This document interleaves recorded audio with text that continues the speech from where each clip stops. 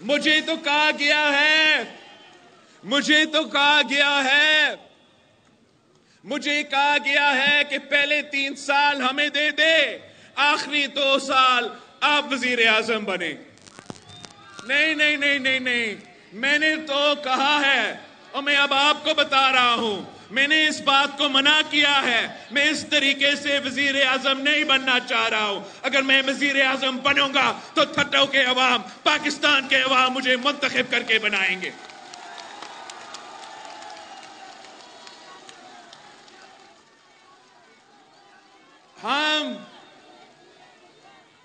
हम अपने लिए नहीं, मुल्क के लिए काम करेंगे। हम अपने लिए नहीं, इस मुल्क के अवाम के लिए मेहनत करेंगे। और हम जो भी हुकूमत बनता है, मैं आपका नुमाइंदा बन के, आपका आवाज बन के कौमी असेंबली में बैठूंगा और किसी को इजाजत नहीं दूंगा कि आपसे नाइंसाफी करे। और साथ साथ अगर वो वजीर आजम का कोई अच्छा काम होगा तो मैं सबको कहूंगा, आपको भी कहूंगा कि ये जो काम चल रहा है इसका आवाम का फायदा है, तो इसका भी मैं तारीफ करूंगा। पाकिस्तान को अब बचाने की वक्त आ गया है। आप सबको याद है कि 1977 में क्या हुआ। पहले धांधली का शोर उठा, आपको याद है। 1977 में कायदे अवाम शहीद जुल्फिकार अली भुट्टो इलेक्शन जीता तो झूठा धांधली का इल्जाम लगा। 9 सितारे, याद है आपको? 9 सितारे थे उस वक्त, वो भी मुहिम बड़े चलाते थे। और उन्होंने जब वो मुहिम चलाया तो पूरा जमहूरियत का निजाम खत्म हुआ और 10 साल से ज्यादा हमें उस आमिर जिया जैसे आमरीत को भुगतना पड़ा। आज भी कुछ ऐसे सियासतदान हैं जो समझते हैं कि वो जीतते तो सिर्फ आमरीत के दौर में जीतते।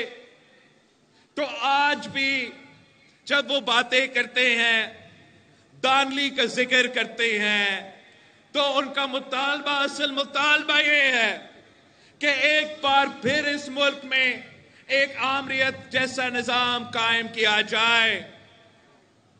पाकिस्तान पीपल्स पार्टी वो वाहिद जमात है जो आपकी दुआओं की वजह से, आपकी साथ की वजह से इंशाअल्लाह ताला तमाम ऐसे साजिशों को नाकाम करवाएंगे।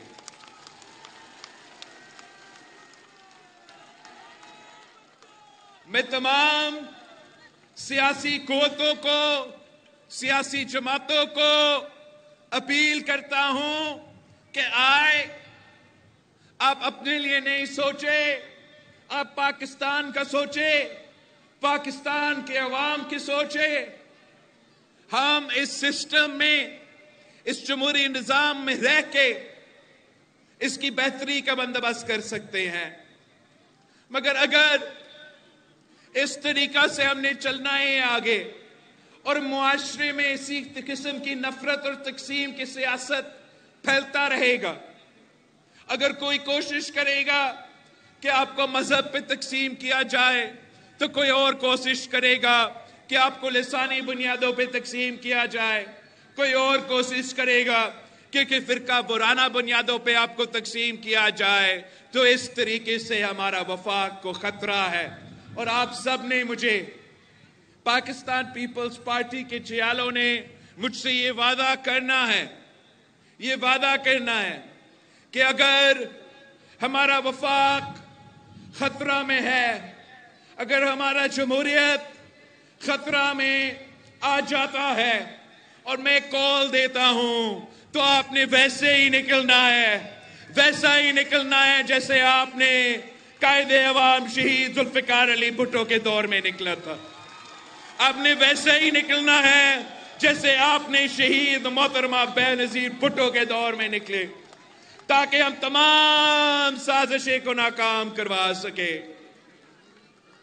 अगर आप मेरे साथ हो, हम मिलके मेहनत करते हैं, हम मिलके जिदोजहद करते हैं, तो इंशाल्लाह ताला दुनिया की कोई ताकत पाकिस्तान को नुकसान नहीं पहुंचा सकते, हमारा जमहूरियत, हमारा वफाक को नुकसान नहीं पहुंचा सकते।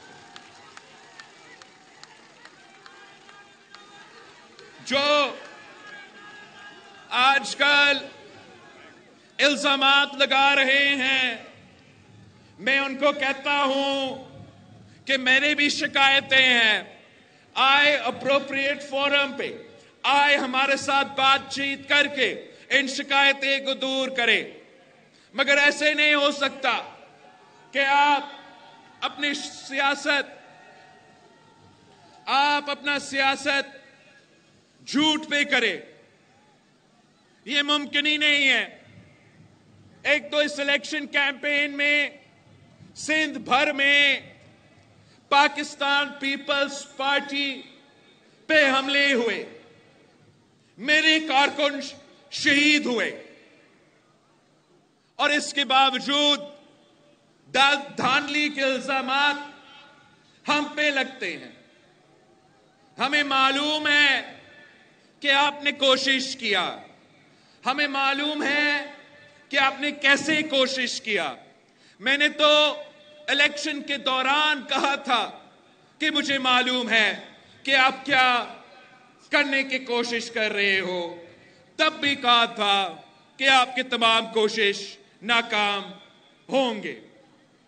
आपकी कोशिश नाकाम होने के बावजूद झूठे इल्जाम तराशी और बिल्कुल हकायक पे मबनी जो नहीं है वो बातें करना, जैसे कोई शख्स है, कोई साहब है, वो कहता है कि लड़काना में वो जीता है, मैं नहीं जीता हूं, और मैंने धांधली करके अपना शिकस्त को जीत में तब्दील किया है। अब कोई उस साहब से पूछे कि कौन सा पोलिंग स्टेशन पे आपका शिकायत है। इलेक्शन के दौरान पाकिस्तान पीपल्स पार्टी ने इलेक्शन कमीशन को इन राइटिंग अपने शिकायत भेजे। कोई और सियासी जमात जो हमारे मुकाबला कर रहे थे उनका कोई शिकायत नहीं था। इन्होंने इलेक्शन डे पे शिकायत नहीं की, इलेक्शन मुकम्मल होने पे शिकायत नहीं की। 3-4 दिन बाद इनको याद आता है कि धांधली हुआ है। ये किस किस्म का मजाक है। जिस साहब का मैं जिक्र कर रहा हूं उसका वालिद साहब को शहीद मोहतरमा बेनजीर भुट्टो शिकस्त दिलवाती थी। मैंने अब दो दफा शिकस्त दिलवाए हैं, लाख से ज्यादा लीड है। ये किस किस्म का मजाक है।